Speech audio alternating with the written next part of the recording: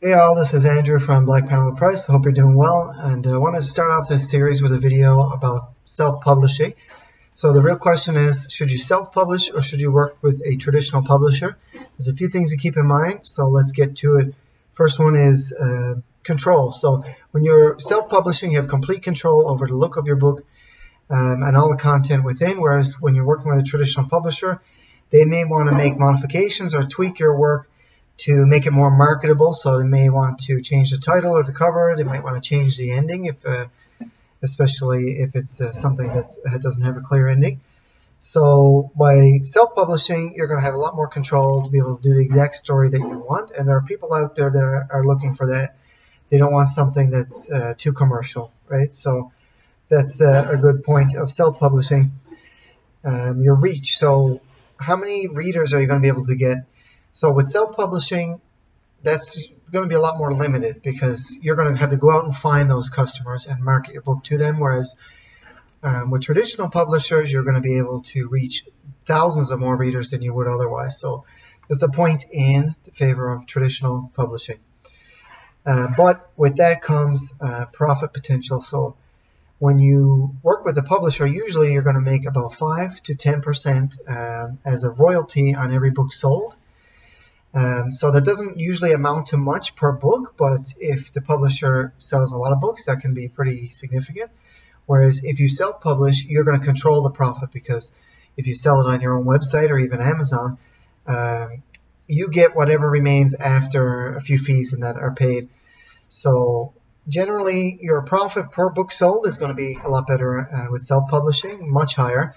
And so even though you're selling fewer books, you can often make more money if you self-publish. So I think a point in the favor of self-publishing. Next thing is time. So how much time do you have to dedicate to the marketing and distribution of your book? If you're someone that likes to control everything, you like making those relationships with distributors, with customers, and you're willing to spend that time, then I think self-publishing is the way to go. Because you can really make a good connection with your readers. But if you're someone who doesn't enjoy all those business aspects or doesn't have the expertise that's required, then traditional publishing will be the way to go. So in my mind, traditional publishing wins in this category because it's going to take you a lot less time and you can focus on your creative endeavors. But like I said, if it's something that you enjoy doing, networking, connecting with people, building an audience, then you can still do very well with self-publishing. And the last point is about reputation. So when you work with a traditional publisher, it kind of brings a level of prestige that you don't get with self-publishing, and people understand that you've been published by someone else. So there are people out there that are wanting to buy your book, to read it, and it gives a level of professionalism, I think, that comes with the industry.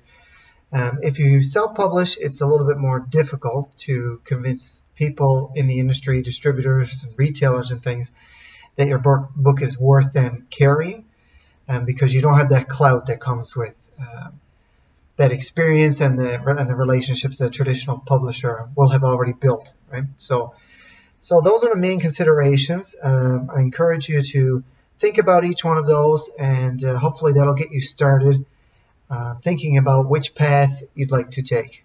Thanks for watching.